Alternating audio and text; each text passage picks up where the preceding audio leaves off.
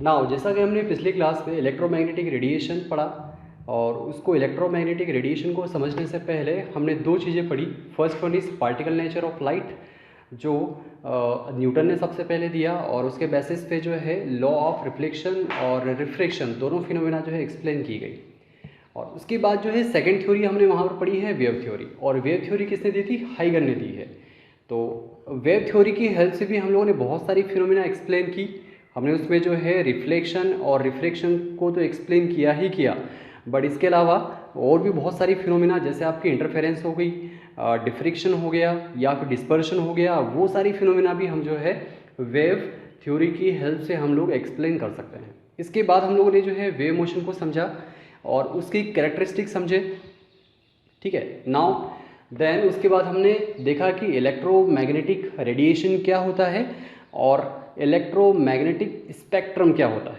उस स्पेक्ट्रम को भी हमने यहाँ पर जो है डिटेल में समझा है। आज की क्लास में हम लोग यहाँ पर डिस्कस करेंगे the limitation of wave theory. हमने जो वेव थ्योरी जो पढ़ी है उसकी क्या क्या ड्रॉबैक है या फिर उसकी क्या क्या लिमिटेशन है, वो सारे लिमिटेशन हम लोग यहाँ पर जो है डिस्कस करेंगे, और उन सारे ड्रॉबैक को हम यहाँ पर जो है इन डिटेल में समझेंगे। तो सबसे पहले अगर हम यहाँ पर वेव थ्योरी की लिमिटेशन देखें, तो सबसे पहली जो लिमिटेशन है वेव थ्योरी की, वेव थ्योरी जो है किसी भी हॉट बॉडी से जो इमिट होने वाली जो रेडिएशन है उसको एक्सप्लेन नहीं कर सकती है। ठीक है, क्या बोला मैंने यहाँ पर कि जो वेव थ्योरी जो है किसी भी हॉट बॉडी से या फिर किसी भी ब्लैक बॉडी से इमिट होने वाली या फिर इमिशन होने वाला जितना भी रेडिएशन है उसको एक्सप्लेन नहीं कर सकती है। दैट मीन्स हम लोग यहाँ पर क्या लिख सकते हैं कि द ब्लैक बॉडी रेडिएशन,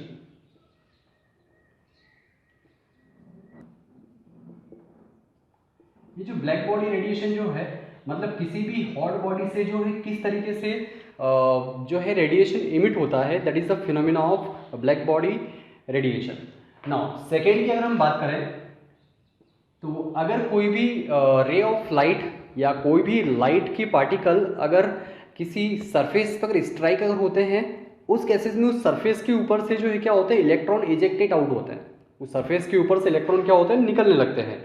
तो ये जो फिनोमिना है इसको हम बोलते हैं फोटो इलेक्ट्रिक इफेक्ट। तो वेव थ्योरी जो है could not explain the photo electric effect. इसके बारे में हम डिटेल में बात करेंगे, that is called the photo electric effect. Photo electric effect, ठीक है, इसके बारे में भी हम यहाँ पर डिटेल में बात करेंगे। और थर्ड वन इज कि अगर कोई भी सॉलिड है उस सॉलिड को अगर हम हीट दें तो उसकी जो हीट कैपेसिटी जो होगी, दैट मीन्स उसको हम क्या कह सकते हैं, the variation of the heat capacity of the solid is a function of temperature.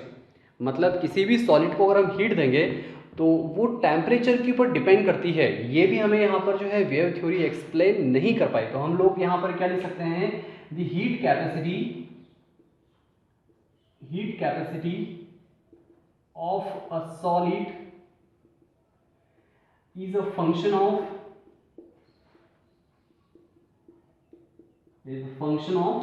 temperature। ठीक है, ये भी यहां पर जो है वेव थ्योरी एक्सप्लेन नहीं कर पाई। और fourth point is here the line spectrum of hydrogen atom, जो बोहर मॉडल में हम लोग आगे डिटेल में पढ़ते हैं। तो यहाँ पर भी जो है आपकी वेव थ्योरी उसको एक्सप्लेन नहीं कर पाई। तो हम लोग यहाँ पर क्या लिख सकते हैं, that is called the line spectra of hydrogen atom. इसके अलावा और भी जितने भी एटम जो है वो भी क्या करते हैं, स्पेक्ट्रा मतलब that is a different arrangement of the colours. ठीक है, along the frequency and wavelength के अलोंग या फिर फ्रिक्वेंसी के अलोंग जो अरेंजमेंट ऑफ दी जो कलर जो है उसको हम क्या बोलते हैं, that is called the spectra. तो हाइड्रोजन एटम्स का जो लाइन स्पेक्ट्रा जो है वो भी हमें यहाँ पर वेव थ्योरी एक्सप्लेन नहीं करती है। सो दिस 4 पॉइंट हमें यहाँ पर डिटेल में जो डिस्कस करेंगे। तो सबसे पहला जो पॉइंट है यहाँ पर वो है ब्लैक बॉडी रेडिएशन। तो ब्लैक बॉडी रेडिएशन के बारे में हम लोग पहले डिटेल में यहाँ बात करेंगे। Black body radiation, black body radiation. Now हम यहाँ पर बात कर रहे हैं ब्लैक बॉडी रेडिएशन की। सबसे पहले हम लोग यहाँ पर समझते हैं कि ब्लैक बॉडी क्या होती है, what is the black body. तो ये ब्लैक बॉडी रेडिएशन का जो फिनोमिना जो है that is a theoretical phenomena, या हम बोल सकते हैं कि it is a ideal body. Black body जो है क्या है, एक तरह की जो है आइडियल बॉडी है, that is a ideal body. ठीक है, जो क्या कर सकती है, परफेक्टली हीट को एब्जॉर्ब कर सकती है और परफेक्टली हीट को यहाँ पर जो है इमिट कर सकती है। सो इस तरह की बॉडी को हम यहाँ पर क्या बोलेंगे, that is called the black body. Simply इसके डेफिनेशन हम क्या लिख सकते हैं कि black body is a ideal body which is perfect absorber and perfect emitter is called black body।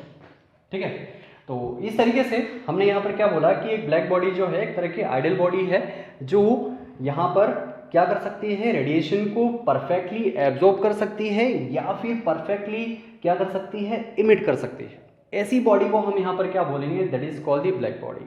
और यहाँ पर जो भी रेडिएशन यहाँ पर एब्जॉर्ब होगा और जो भी रेडिएशन यहाँ पर इमिट होगा उस रेडिएशन को हम यहाँ पर क्या बोलेंगे, that is called the black body radiation. Now अब हम यहाँ पर एक चीज जो है समझ रहे हैं। सबसे पहले जब हम लोगों ने यहाँ पर ब्लैक बॉडी रेडिएशन को थ्योरेटिकली हमने पढ़ना शुरू किया तो हमने एक ग्राफ देखा और उस ग्राफ में हमने क्या देखा, वो ग्राफ में यहाँ पर जो ड्रॉ कर रहा हूँ, ये जो ग्राफ में आपके सामने जो ड्रॉ करने जा रहा हूँ, ये जो ग्राफ है that is between wavelength and intensity of light। ये जो है यहाँ पर मैं इंटेंसिटी को लिख रहा हूँ, that is called the intensity, और यहाँ पर जो है that is called the lambda is called the wavelength of the radiation। ठीक है, हमने क्या देखा कि अगर हम किसी भी बॉडी को अगर हम हीट करें, उसका टेम्परेचर अगर हम इंक्रीज करें तो क्या होगा, सबसे पहले जो है उसका टेम्परेचर जब भी इंक्रीज होगा तो बॉडी सबसे पहले क्या होगी, रेड होगी। ठीक है, हमने एक जो है लोहे का पीस लिया, उस लोहे के पीस को हमने एक भट्टी में डाल दिया, तो सबसे पहले लोहे का जो पीस है वो सबसे पहले उसका कलर कैसा होगा, रेड कलर होगा। उसके बाद रेड कलर के बाद उसका जो है और टेम्परेचर इंक्रीज होगा, तो जैसे ही टेम्परेचर इंक्रीज होगा तो उसका रेड कलर से कौन सा कलर हो जाएगा, ऑरेंज हो जाएगा। फिर ऑरेंज से कौन सा हो जाएगा, येलो हो जाएगा, और फाइनली कलर कौन सा होगा, यहाँ पर जो है ब्लू कलर हो जाएगा, है ना। तो जैसे जैसे यहाँ पर टेम्परेचर इंक्रीज हो रहा है वैसे वैसे यहाँ पर जो है किस ऑर्डर में जो है यहाँ पर कलर चेंज हो रहा है। तो हम लोगों ने स्पेक्ट्रम पढ़ा है, उसमें क्या लिखा था हमने, विब्ग्यो, दैट इज कॉल्ड विब्ग्यो। सबसे पहले कौन सा कलर होगा, रेड कलर होगा। रेड कलर के बाद अगर हम देखें तो रेड कलर के बाद कौन सा कलर होगा, ऑरेंज, ऑरेंज के बाद येलो, उसके बाद ग्रीन, ब्लू, इंडिगो। ठीक है, तो इस तरीके से जो है किसी भी बॉडी को हम हीट करते हैं तो सबसे पहले हमें इस ऑर्डर में जो है उस बॉडी का जो है कलर क्या होता है, चेंज होता है। तो अगर मैं यहाँ पर इसी ऑर्डर में अगर यहाँ पर इंटेंसिटी और वेवलेंथ के बीच में अगर ग्राफ अगर ड्रॉ करता हूँ तो थ्योरेटिकली हमने क्या देखा कि थ्योरेटिकली जो ग्राफ जो बनता है वो एक हल्का सा जो है यहाँ पर इस तरीके से कर्व है। ठीक है, दैट मीन्स इसका मीनिंग क्या है कि इस ग्राफ को हम इस यहाँ से समझेंगे। जैसे अगर हम रेड कलर की अगर बात करें तो रेड कलर की जो वेवलेंथ जो होती है वो कितनी होती है, रेड कलर की जो वेवलेंथ जो होती है वो लगभग होती है आपकी 750 नैनोमीटर, और जो वायलेट कलर जो है इसकी जो यहाँ पर वेवलेंथ जो होती है वो आपकी होती है अप्रोक्सीमेटली 400 नैनोमीटर। तो सबसे पहले जो है रेड कलर होगा, और हम लोग जानते हैं कि रेड कलर की इंटेंसिटी जो होती है सबसे कम होती है, बट उसकी वेवलेंथ क्या होती है, सबसे ज्यादा होती है। यहाँ पर आपकी वेवलेंथ क्या है, सबसे ज्यादा है। ठीक है, यहाँ पर आपकी वेवलेंथ जो है सबसे ज्यादा है। हमने यहाँ पर टेम्परेचर को जैसे ही इंक्रीज करना शुरू किया तो हमने क्या देखा थ्योरेटिकली कि the intensity of the piece will be continuously क्या होगी, इंक्रीजेस होगी। बट जब हमने इसको प्रैक्टिकली एब्जॉर्ब करना शुरू किया तो प्रैक्टिकली हमने इस तरह के रिजल्ट नहीं देखे। हमने प्रैक्टिकली जो ग्राफ जो देखा वो इस तरीके से देखा कि यहाँ से हमारा ग्राफ शुरू होगा और एक पर्टिकुलर फ्रीक्वेंसी पे जाने के बाद जो है ग्राफ जो होगा वो कुछ इस तरीके से बन जाएगा। दैट मीन्स का मतलब क्या है, हमने एक लोहे का पीस लिया और उस पीस को हमने एक भट्टी के अंदर डाल दिया। सपोज भट्टी का टेम्परेचर जो है सपोज 400 डिग्री सेंटीग्रेड है, तो 400 डिग्री सेंटीग्रेड पे यहाँ पर जो है ये लोहे का जो पीस है, आयरन का जो पीस है, वो सबसे पहले जो कलर जो यहाँ पर जो शो करेगा वो कौन सा शो करेगा, सबसे पहले रेड शो करेगा। ठीक है, फिर उसका पीस का टेम्परेचर और इंक्रीज होगा, पीस का टेम्परेचर इंक्रीज होगा मतलब उसकी वेवलेंथ क्या होगी, डिक्रीज होगी। वेवलेंथ यहाँ पर डिक्रीज होगी तो रेड के बाद कौन सा कलर दिखेगा, ऑरेंज, ऑरेंज के बाद कौन सा दिखेगा यहाँ पर येलो, येलो के बाद कौन सा दिखेगा, ग्रीन दिखेगा। और इस तरीके से फाइनली हमें यहाँ पर जो है एक ऐसा पॉइंट आएगा, एक पर्टिकुलर वेवलेंथ पे जहां पर जो है इंटेंसिटी ऑफ द लाइट क्या होगी, मैक्सिमम होगी। क्या होगी, लाइट की जो इंटेंसिटी जो होगी, ये एक पर्टिकुलर लेमडा है, इस लेमडा को हम यहाँ पर लिख देते हैं लेमडा 1। इस लेमडा 1 पे अगर हम इंटेंसिटी की बात करें तो इस पॉइंट पे जो इंटेंसिटी जो है वो कैसी है, मैक्सिमम है, that is called the intensity maximum. और उसके बाद जैसे ही टेम्परेचर इंक्रीज होगा तो क्या होगा, जो लाइट की जो इंटेंसिटी है वो क्या होने लगेगी, डिक्रीज होने लगेगी। मतलब यहाँ पर जो है वेवलेंथ तो डिक्रीज हो रही है, बट वेवलेंथ डिक्रीज होने के साथ साथ यहाँ पर क्या हो रही है, इंटेंसिटी भी क्या हो रही है, डिक्रीज हो रही है।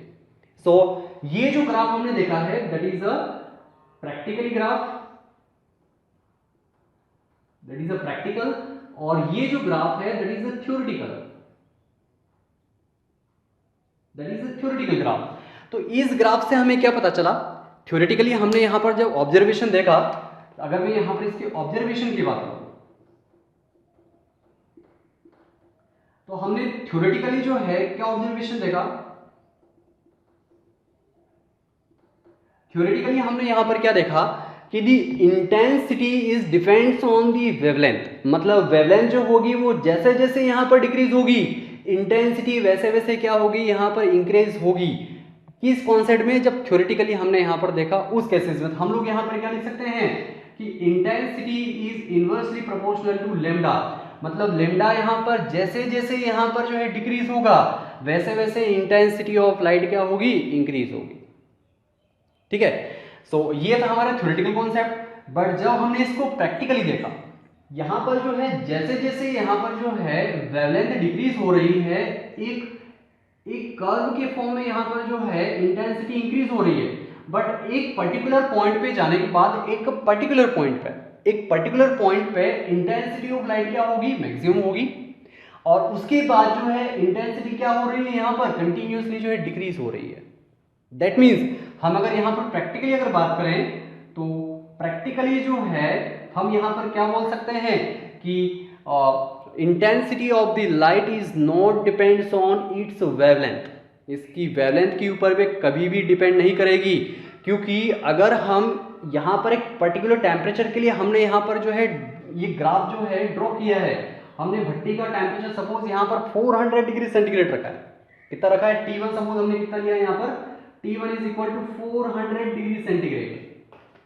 ठीक है, अगर मैं यही ग्राफ यहाँ पर एक और मैंने उसी सेम मेटल पीस हमने लिया और उस मेटल पीस को हमने जो है इस बार 300 डिग्री सेंटीग्रेड वाली भट्टी में डाल दिया, तब हमने यहाँ पर जो ग्राफ देखा वो ग्राफ हमने कैसे देखा उसको भी देखिए। ठीक है, वो जो ग्राफ हमें यहाँ पर बनेगा, वो जो ग्राफ दिखेगा वो हमें कुछ इस तरीके से दिखेगा, इस तरीके से हमें कुछ ग्राफ दिखेगा। मतलब यहां पर जो है इस तरीके से पहले जो होगा आपका रेड कलर होगा, रेड के बाद जो है यहां पर इंटेंसिटी इंक्रीज होगी और एक किसी दूसरी पर्टिकुलर वेवलेंथ पे यहां पर जो इंटेंसिटी जो होगी लाइट की that is called the lambda 2। इस पर्टिकुलर लैम्डा पे इस यहां पर जो सैंपल है उस पे हमारी जो इंटेंसिटी जो है वो क्या है, मैक्सिमम। ठीक है, तो इस तरीके से हमने जो प्रैक्टिकली जो देखा वो हमने क्या देखा कि the intensity of light is not depends on intensity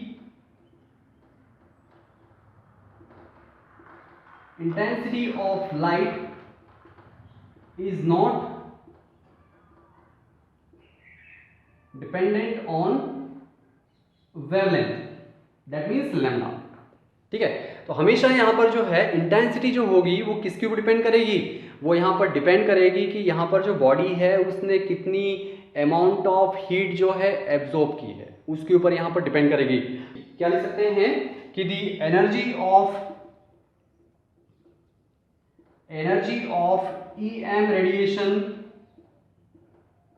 EM radiation is directly proportional to intensity. It's called the intensity I. The energy of the EM radiation is directly proportional to the intensity. और हमने यहाँ पर एक और जो है black body radiation में एक और हमने यहाँ पर क्या क्या ऑब्जर्वेशन देखा कि यहाँ पर जो हीट जो एब्जॉर्ब करने की जो फिनोमिना जो है या फिर हीट को यहाँ पर इमिट करने की जो फिनोमिना है, it is a continuous phenomena. क्या लिख सकते हैं कि एनर्जी इमिटेड और एब्जॉर्ब्ड इज कंटिन्यूअसली। और ये फिनोमेना जो होती है किसी भी बॉडी में वो कंटिन्यूअसली होती रहती है, मतलब बॉडी जो है वो कंटिन्यूअसली पहले हीट को एब्जॉर्ब करती है और फिर क्या करती है, उस हीट को जो है इमिट करती है। तो ठीक है, तो इस तरीके से प्रैक्टिकली हमने इस तरीके से यहाँ पर ऑब्जर्वेशन देखे। तो ये जो रेड वाली जो लाइन है इसको हम क्या लिख सकते हैं कि T2 is equal to 300 degree centigrade. तो इस तरीके से डिफरेंट डिफरेंट टेम्परेचर पे जो इंटेंसिटी ऑफ जो लाइट जो होगी उसकी वेवलेंथ भी क्या होगी, डिफरेंट होगी, दैट इज नॉट सेम। ठीक है, so that is the black body radiation concept. इसको एक बार ध्यान से नोट करिए। नाउ नेक्स्ट फिनोमिना है यहाँ पर photo electric effect. Photo electric effect जो है सबसे पहले एक साइंटिस्ट थे हर्ट्ज नाम के एक साइंटिस्ट थे जिन्होंने हमें सबसे पहले जो है फोटो इलेक्ट्रिक इफेक्ट के बारे में बताया। उन्होंने क्या कहा कि अगर हम किसी भी मेटल सरफेस पे किसी इंसिडेंट रेडिएशन को अगर हम इंसिडेंट करें तो क्या होगी, उस सरफेस के ऊपर से जो है क्या होंगे, इलेक्ट्रॉन जो है इमिट होंगे। तो ये जो फिनोमिना जो है, इस फिनोमिना को हम यहाँ पर क्या बोलेंगे, that is called the photo electric effect. इसको हम यहाँ पर किस तरीके से डिफाइन कर सकते हैं कि photo electric effect is a phenomena in which the ejection of the electron are take place when the incident radiation is take place on any metal surface. ठीक है, so that is called the photo electric effect. इसके लिए hertz ने एक experiment किया और उसने क्या किया कि एक जो है एक डिस्चार्ज ट्यूब ली, एक जो है उन्होंने यहाँ पर डिस्चार्ज ट्यूब ली इस तरीके से, जो दोनों ओर से कैसी है, पूरी तरह से जो है सील्ड है। ठीक है, और यहाँ पर जो है उन्होंने एक कैथोड की प्लेट लगा दी और यहाँ पर जो है उन्होंने एक डिटेक्टर लगा दिया, that is called the anode.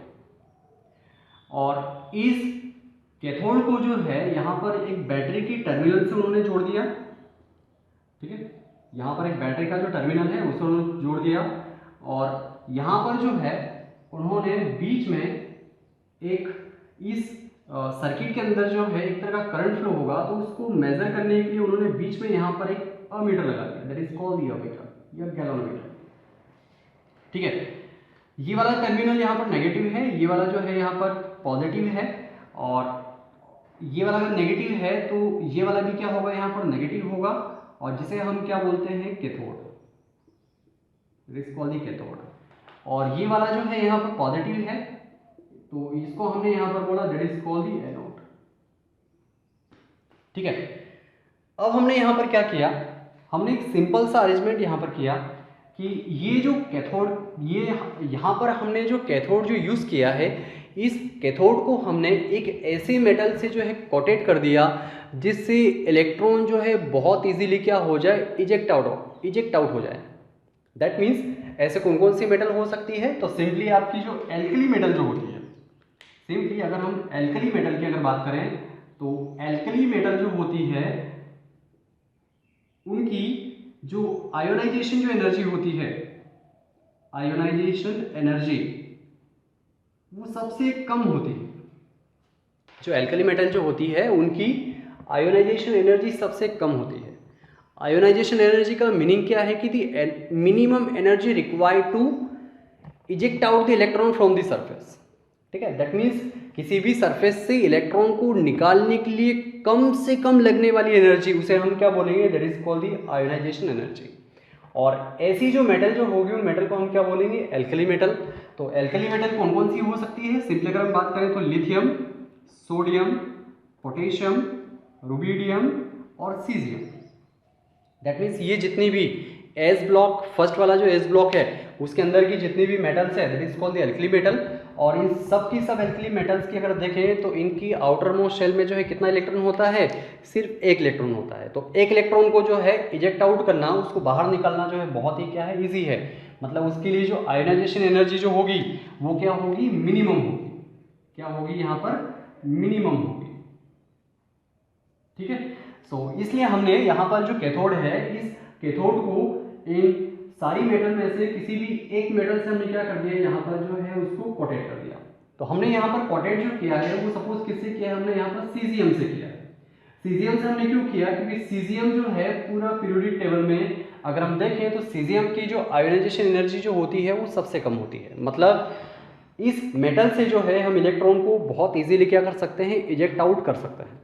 ठीक है, नाउ इसके बाद हमने यहाँ पर कुछ ऐसा अरेंजमेंट बनाया कि ये वाली जो कैथोड है, इस कैथोड रे के ऊपर हमने यहाँ पर जो है इस ग्लास को ओपनिंग दी और यहाँ से जो है हम इसके ऊपर क्या कर सकते हैं, अलग अलग कलर की लाइट को इसके ऊपर यहाँ पर हम लोग इसके ऊपर इंसिडेंट कर सकते हैं। इस कैथोड के ऊपर जो है यहाँ से हम लोग क्या कर सकते हैं, अलग अलग कलर और अलग अलग इंटेंसिटी की लाइट क्या कर सकते हैं, हम लोग यहाँ पर इसके ऊपर इंसिडेंट कर सकते हैं। तो यहाँ पर मैं क्या लिख रहा हूँ, that is called the light. ठीक है, लाइट को हम इसके ऊपर यहाँ पर इसके ऊपर इंसिडेंट कर सकते हैं। तो जो भी लाइट आएगी इसके ऊपर यहाँ पर इस तरीके से इंसिडेंट होगी और यहाँ से जो आपके इलेक्ट्रॉन क्या होंगे, सरफेस से जो है बाहर निकलने लगेंगे और ये इलेक्ट्रॉन जो है इस तरीके से यहाँ पर जो है चलने लगेंगे। ठीक है, तो यहाँ पर हम जो है दो तरीके से जो है लाइट को यहाँ पर इसके ऊपर इंसिडेंट कर सकते हैं। सबसे पहला जो तरीका है, अगर मैं बात करूं कि फ्रीक्वेंसी, लाइट की फ्रीक्वेंसी से मतलब क्या है कि यहाँ पर हमने जो है अलग अलग कलर के जो है बल्ब लगाए। एक बार हमने यहाँ पर रेड कलर लगाया, उसके बाद हमने येलो कलर लगाया, उसके बाद यहाँ पर ग्रीन कलर लगाया, उसके बाद हमने जो है यहाँ पर ब्लू कलर लगाया। तो यहाँ पर जो है अलग अलग कलर को हमने यहाँ पर बल्ब लगाया और उसकी लाइट को हमने यहाँ पर किसके ऊपर इंसिडेंट किया, इसके ऊपर हमने यहाँ पर इंसिडेंट किया। तो फ्रीक्वेंसी का मतलब क्या है, यहाँ पर कलर ऑफ द लाइट। क्या लिख सकते हैं हम लोग यहाँ पर, कलर ऑफ द लाइट। मतलब अलग अलग कलर की लाइट को हमने यहाँ पर इस कैथोड के ऊपर क्या किया, इंसिडेंट किया। ठीक है, नाउ सेकेंड हमने यहाँ पर जो प्रैक्टिकली जो किया वो क्या किया कि जो लाइट है उसकी फ्रीक्वेंसी हमने फिक्स कर दी। ठीक है, लाइट की फ्रीक्वेंसी हमने फिक्स कर दी और कलर की इंटेंसिटी को हमने चेंज किया। क्या किया, कलर की इंटेंसिटी को हमने यहाँ पर चेंज किया। कलर की इंटेंसिटी से मतलब क्या है कि सपोज अगर मैं यहाँ पर जो है रेड कलर की लाइट ले रहा हूँ, दो लाइट ले रहा हूँ। पहला जो बल्ब है मेरे पास 40 वॉट का है और दूसरा जो बल्ब है मेरा 60 वॉट का है। एक 40 वॉट का बल्ब है और दूसरा जो है 60 वोल्ट का जो है बल्ब है। तो अगर मैं आपसे पूछूँ कि किसकी इंटेंसिटी ज़्यादा होगी, ऑब्वियसली 60 वोल्ट वाला जो बल्ब है उसकी इंटेंसिटी क्या होगी, ज़्यादा होगी। इंटेंसिटी ज़्यादा होगी इससे मतलब क्या है, इससे मीनिंग यहाँ पर यह है कि यहाँ पर जो इंसिडेंट होने वाली जो रे जो होगी 40 वॉट में, सपोज अगर कोई 4 रे जो है इसके ऊपर इंसिडेंट हो रही है तो 60 वोट के बल्ब में जो है 6 रे इसके ऊपर जो है यहाँ पर क्या होगी, इंसिडेंट होगी। मतलब नंबर ऑफ रे जो होगी इसके ऊपर यहाँ पर वो ज़्यादा इंसिडेंट होगी। तो अगर मैं इंटेंसिटी की अगर बात करूँ तो इंटेंसिटी को हम यहाँ पर क्या लिख सकते हैं कि नंबर ऑफ रे इंसिडेंट। ठीक है, मतलब कितनी नंबर ऑफ रे को हम इस कैथोड के ऊपर जो है यहाँ पर इंसिडेंट कर रहे हैं। ठीक है, तो सबसे पहला हम लोग यहाँ पर देख रहे हैं फ्रीक्वेंसी कि सबसे पहले हमने क्या किया, एक यहाँ पर जो है अलग अलग कलर की लाइट को हमने यहाँ पर जो है इसके ऊपर यहाँ पर इंसिडेंट किया। सबसे पहले हमने क्या देखा कि यहाँ पर हमने जो है एक रेड कलर का बल्ब लगाया। क्या लगाई हमने, सबसे पहले यहाँ पर एक रेड कलर की लाइट लगाई। तो हमने क्या देखा कि रेड कलर की लाइट जो है 40 वोट का हमने यहाँ पर बल्ब लिया और यहाँ से जो है इस कैथोड के ऊपर हमने क्या की, इसकी रे को इंसिडेंट की। तो हमने क्या देखा कि इस सरफेस के ऊपर से जो है कोई भी इलेक्ट्रॉन इजेक्ट आउट नहीं हुए। ठीक है, फिर हमने यहाँ पर क्या की, उसकी वेवलेंथ को डिक्रीज किया। वेवलेंथ को डिक्रीज किया मतलब हमने क्या किया, पहले हमने यहाँ पर 40 वॉट का रेड कलर का बल्ब लगाया था, अब हमने यहाँ पर 40 वॉट का जो है ऑरेंज कलर का बल्ब लगाया।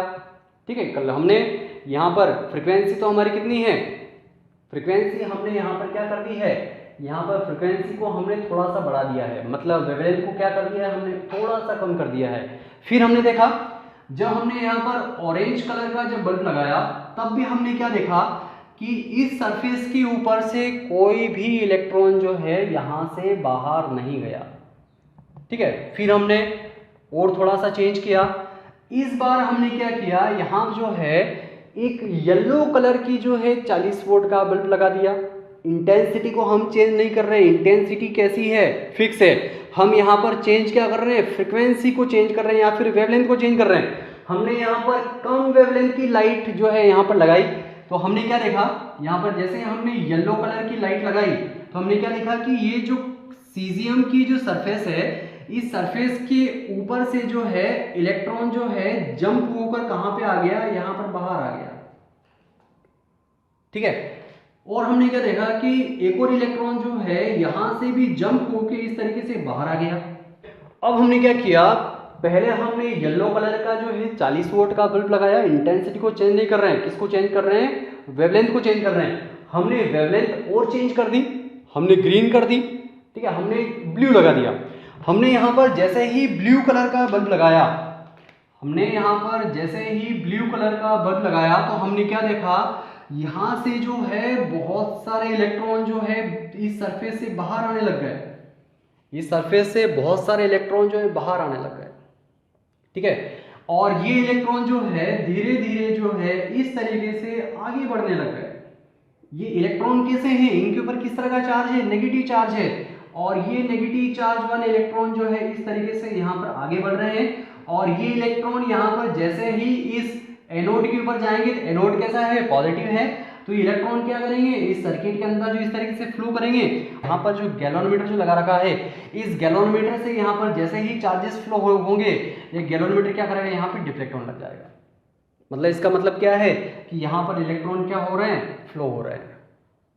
ठीक है, तो हमने क्या देखा कि हमने जैसे जैसे यहाँ पर वेवलेंथ को डिक्रीज किया, हमने जैसे जैसे यहाँ पर वेवलेंथ को डिक्रीज किया और फ्रीक्वेंसी को इंक्रीज किया, वैसे वैसे इस सरफेस के ऊपर से जो निकलने वाले जो इलेक्ट्रॉन है उसका नंबर क्या होता गया, इंक्रीज होता गया।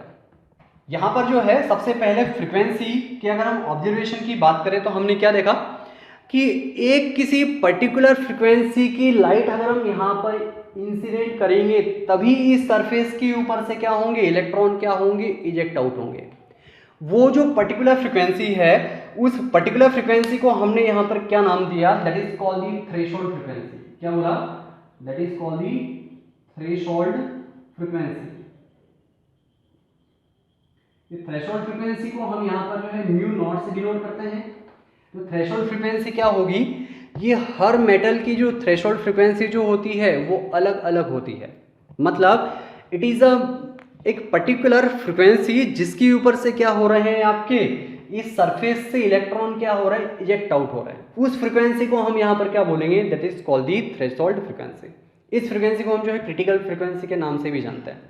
ठीक है, चलो तो ये बात तो यहाँ पर समझ में आई कि कम से कम एक ऐसी फ्रीक्वेंसी चाहिए जो क्या करे, इस सरफेस के ऊपर से इलेक्ट्रॉन को क्या कर दे, इजेक्ट आउट कर दे।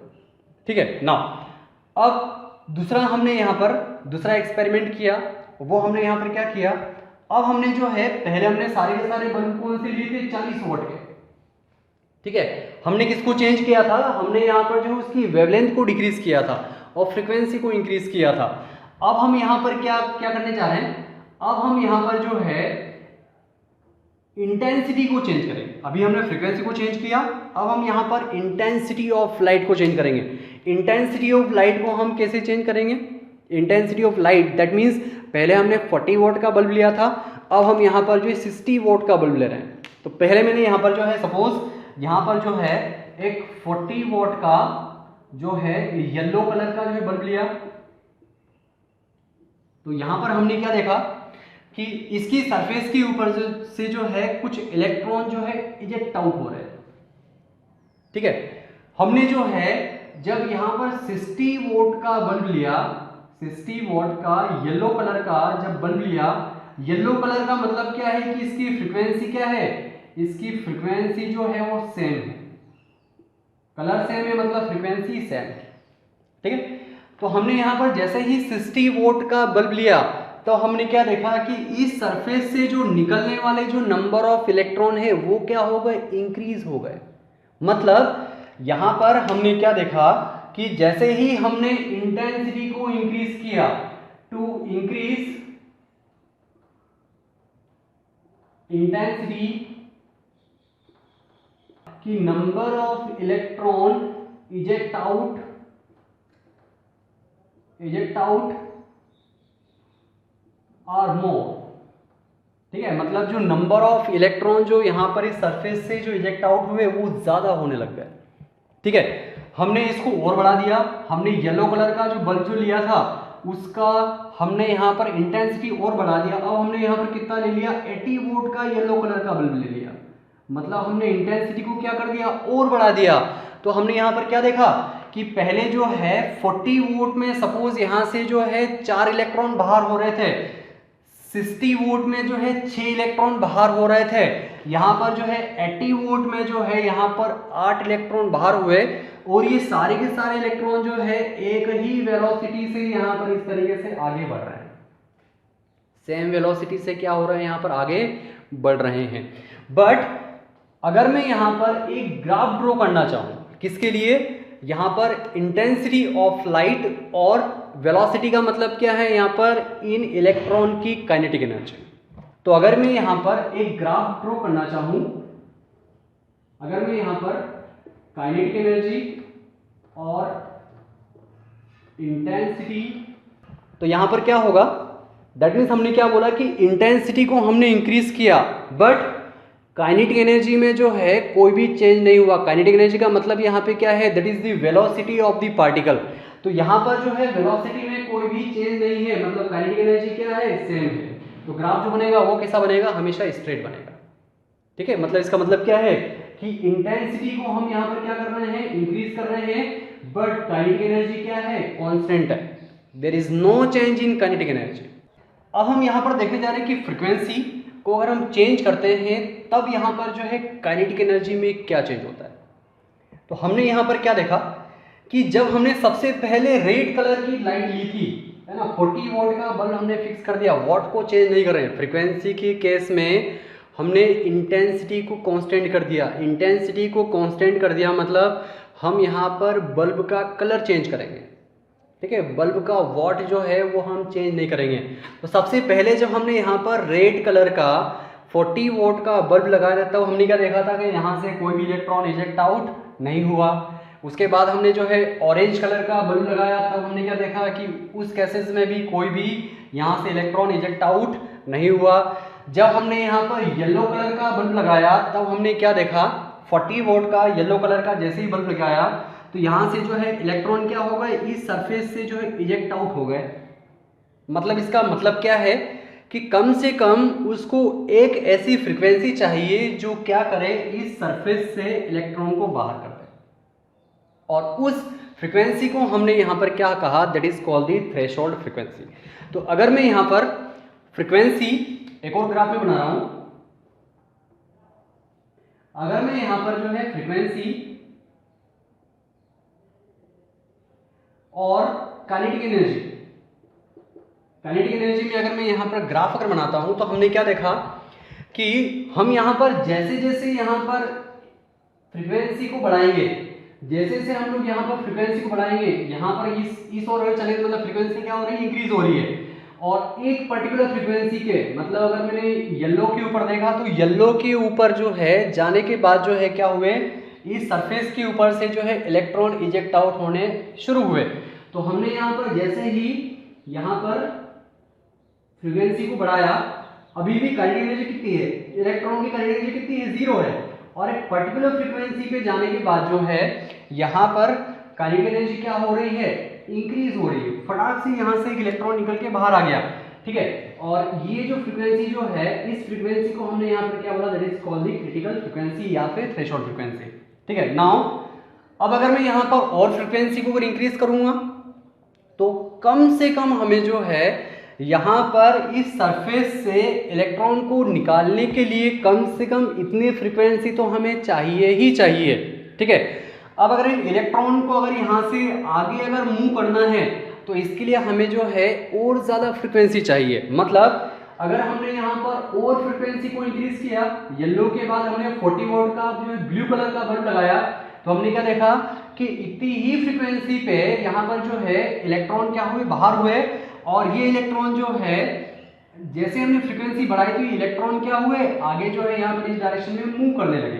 तो दैट मीन्स यहाँ पर जो ग्राफ जो मिलेगा हमें वो कुछ इस तरीके से जो है, इस तरीके से हमें ग्राफ मिलेगा, straight, it is a straight line for caesium. ये आपका किसके लिए, यहाँ पर फॉर सीजियम के लिए, ठीक है। इसका मतलब यहाँ पर क्या है कि एक ऐसी जो है फ्रीक्वेंसी हर मेटल की जो है फिक्स होगी जिससे उस मेटल से जो है इलेक्ट्रॉन क्या हो सके, इजेक्ट आउट हो सके, ठीक है ना। तो ये यहाँ पर जो है हमें दो चीज़ें जो है समझनी है। पहली चीज़ हमने यहाँ पर क्या समझी कि अगर हम इस ग्राफ को और देखें कि अगर हम इंटेंसिटी को कितना भी इंक्रीज करें या कितना भी डिक्रीज करें, ठीक है, पार्टिकल की यहाँ पर जो इलेक्ट्रॉन है, इलेक्ट्रॉन के जो पार्टिकल है, इनकी काइनेटिक एनर्जी में कभी भी कोई चेंज नहीं होगा। मतलब ये सारे के सारे इलेक्ट्रॉन जो है एक कांस्टेंट वेलोसिटी से इस तरीके से यहाँ पर जो है मूव करेंगे।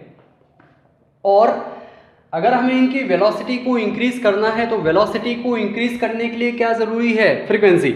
हम अगर फ्रीक्वेंसी अगर बढ़ाएंगे तभी यहाँ पर जो है इन इलेक्ट्रॉन की काइनेटिक एनर्जी क्या होगी, इस तरीके से इंक्रीज होगी, अदरवाइज इंक्रीज नहीं होगी, ठीक है। तो इस तरीके से यहाँ पर ये जो फिनोमिना जो है, इस फिनोमिना को हम यहाँ पर क्या बोलते हैं, that is called the photo electric effect. तो यहाँ पर ये जो एक्सपेरिमेंट हमने देखा है वो इस कैथोड के ऊपर हमने जो है सीजियम की कोटिंग की है। अगर मैं इस कैथोड के ऊपर अगर पोटेशियम की अगर कोटिंग कर दूं, ठीक है, उस केसेस में क्या होगा, उसकी जो थ्रेशोल्ड फ्रीक्वेंसी जो होगी वो और ज़्यादा होगी। मतलब उस सरफेस से इलेक्ट्रॉन को निकालने के लिए जो है और ज़्यादा एनर्जी लगेगी, ठीक है। तो इसके लिए पोटेशियम के लिए अगर हम ग्राफ देखें तो पोटेशियम के लिए ग्राफ कैसा बनेगा, हम सपोज यहाँ पर जो फ्रीक्वेंसी को इंक्रीज कर रहे हैं, मतलब वेवलेंथ को डिक्रीज कर रहे हैं, उस केसेस में जो पोटेशियम की जो थ्रेशोल्ड फ्रीक्वेंसी होगी वो सीजियम से भी ज़्यादा होगी, और जो ग्राफ जो बनेगा वो कुछ इस तरीके से स्ट्रेट बनेगा, दिस ग्राफ फॉर पोटेशियम, ठीक है। और अगर हम ऊपर देखें, अगर हम यहाँ पर जो लिथियम की कोटिंग कर दें, किसकी कोटिंग कर दें, लिथियम की, तो लिथियम, तो उसके लिए जो ग्राफ जो बनेगा वो आपको कैसा दिखेगा, उसके लिए ग्राफ जो दिखेगा वो आपको इस तरीके से और स्ट्रेट दिखेगा, that is called the lithium, ठीक है। तो इस तरीके से जो है यहाँ पर जो थ्रेशोल्ड फ्रीक्वेंसी जो होती है वो हर मेटल की क्या होती है, अलग अलग होती है,